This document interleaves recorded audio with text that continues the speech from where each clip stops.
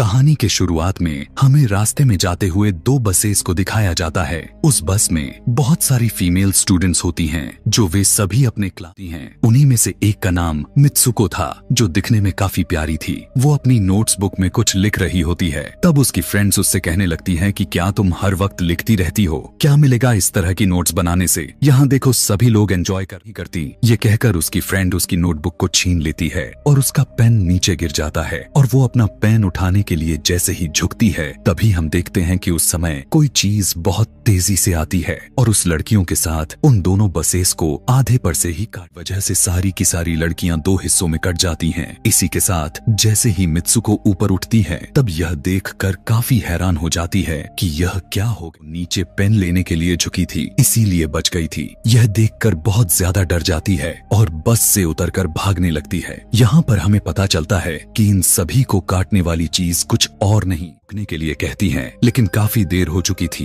वो हवा उन्हें भी आधे पर से काट कर चली जाती है। लेकिन उनमें से मित्सुको एक लड़की को बचा लिया था कि तभी इन्हें कुछ साइकिलिंग करते हुए लड़कियां नजर आती हैं जो कहीं पर जा रही थीं। उन्हें भी ये बचाने की कोशिश करती हैं। साथ भी वही करता है जो अभी इनके दोस्तों के साथ हुआ और इसी दौरान वो लड़की भी मारी जाती है जिसे अभी उस अदृश्य चीज से बचाया था। अब वो यह देखकर काफी डर जाती है और वो इधर उधर भागने देखते हैं कि मित्सुको जब एक नदी के पास जाती है तो वो यह देखकर हैरान हो जाती है कि उस नदी में भी पहले से बहुत सारी डेड बॉडीज पड़े हुए थे जिसने हवा ने यानी उस अदृश्य वहां से वो एक डेड बॉडी के कपड़े लेकर चेंज कर लेती है। अगले सीन में हम देखते हैं कि मित्सुको चलते चलते एक स्कूल में पहुंच चुकी है जहां पर और भी बहुत सारी फीमेल स्टूडेंट्स थीं। उनका यूनिफॉर्म मित्सुको के यूनिफॉर्म से काफी डिफरेंट था, यानी यह भी था कि वो स्टूडेंट तो नहीं थी कि तभी एक लड़की मित्सुको के पास आती है और उससे कहने लगती है कि तुम कैसी हो। दरअसल देखा जाए तो वो लड़की उसकी बेस्ट फ्रेंड थी, लेकिन मित्सुको उससे पूछती है कि क्या तुम सच में मेरी बेस्ट फ्रेंड हो, क्योंकि उसे कुछ भी समझ में नहीं आ रहा था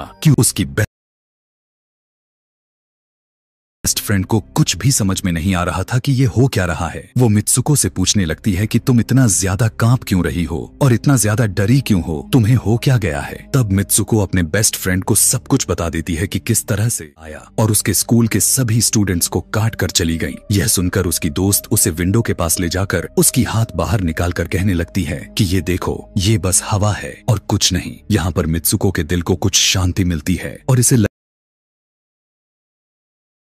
लगने लगता है कि शायद ये मेरा ख्वाब ही हो सकता है। जिसके बाद मित्सुको का बेस्ट फ्रेंड अपने कहकर वो तालाब में एक पत्थर फेंक कर कहने लगती है कि देखो यहाँ पर मैंने तो पत्थर फेंका है, लेकिन हो सकता है कि दूसरी दुनिया में मैंने ऐसा ना किया हो। कि तभी अचानक से उस तालाब में से एक क्रोकोडाइल निकल कर आता है, उसमें से एक लड़की को खा जाता है। फिर वो लड़की कहने लगती है कि देखो मैंने कहा था ना, जो इस दुनिया में होता है वो उस दुनिया में बिल्कुल भी नहीं होता और जो उस दुनिया में हो रहा है वो इस दुनिया में नहीं हो सकता। तो इसको भी उसी दुनिया में मगरमच्छ ने खाया है और यहाँ पर ये देखो ये तो बिल्कुल सेफ है। उसी लेक के पर यानी एक बेड नजर आता है। ये चारों उस बेड से तकिए को उठाकर खेलने लगती हैं कि तभी हम देखते हैं दूर से दो लड़कियां इन्हें देख रही थीं। उन दोनों लड़कियों में से एक ब्राइडल बनी हुई थी क्योंकि ये दोनों लड़कियां आपस में एक दूसरे से शादी कर ली थीं। जिसके बाद उनमें से एक फ्रेंड बताती है कि हमें कुछ ऐसा करना होगा जो उस दुनिया में इम्पॉसिबल हो, क्योंकि हमारे किस्मत तो पहले से लिखी जा चुकी है लेकिन हम इसे बदल भी सकते हैं। जिसके बाद ये स्टर लेने के लिए क्लास में चली जाती हैं कि तभी मित्सुको देखती है उसके पास एक तकिया पड़ा हुआ है।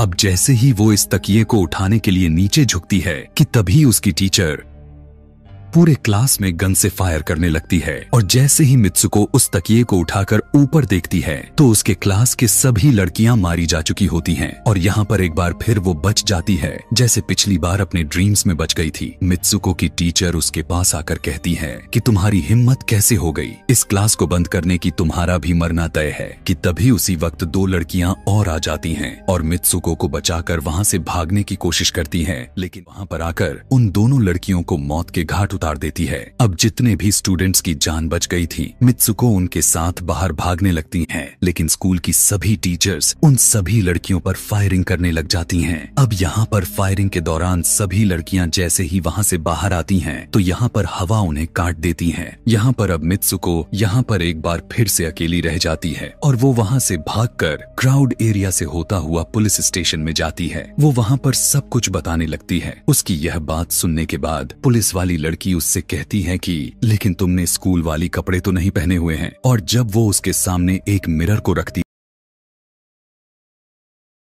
है तब मित्सुको उस मिरर में देखती है कि वो तो एकदम से बदल गई होती है और लोग उसे मित्सुको के नाम से नहीं बल्कि उसे किसी और नाम से बुला रहे थे। यहाँ पर हमें पता चलता है कि उसकी शादी होने वाली थी। तब वही पुलिस ऑफिसर उसे उसकी शादी के लिए लेकर जाती है कि उसके साथ कुछ ज्यादा ही गलत हो रहा है। आगे जाने पर एक और मिरर में खुद को देखती है तो वो एक बार फिर से खुद को बदला हुआ पाती है। अब जिस जगह पर मित्सुको थी वहीं पर रेस हो रही थी कि तभी उसके पास कुछ लड़कियां आकर उससे कहने लगती हैं कि तुम तो बहुत अच्छी रेसर हो, खड़ी क्यों हो, भाग क्यों नहीं रही। और जब वो भागना स्टार्ट करती है तब वो खुद में काफी एनर्जी फील करने लगती है, जिसके बाद मित्सुको रेस जीतने की पूरी कोशिश करने लगती है। भागते समय उसे अपने डेड फ्रेंड्स भी नजर आती हैं जो कुछ वक्त पहले उसके स्कूल में मारी जा चुकी थीं। कि तभी उसी वक्त उसकी बेस्ट फ्रेंड भी आ जाती है। तभी ये दोनों नोटिस करती हैं कि वही पिग और वो औरतें जिन्होंने इनको चर्च में रोक रही थीं वो सभी इन्हीं के तरफ आ रही थीं। भागते समय कुछ लड़कियां मित्सुको से कहने लगती हैं कि इस दुनिया से बाहर चली जाओ। इसके बाद हम आगे देखते हैं कि मित्सुको भागते भागते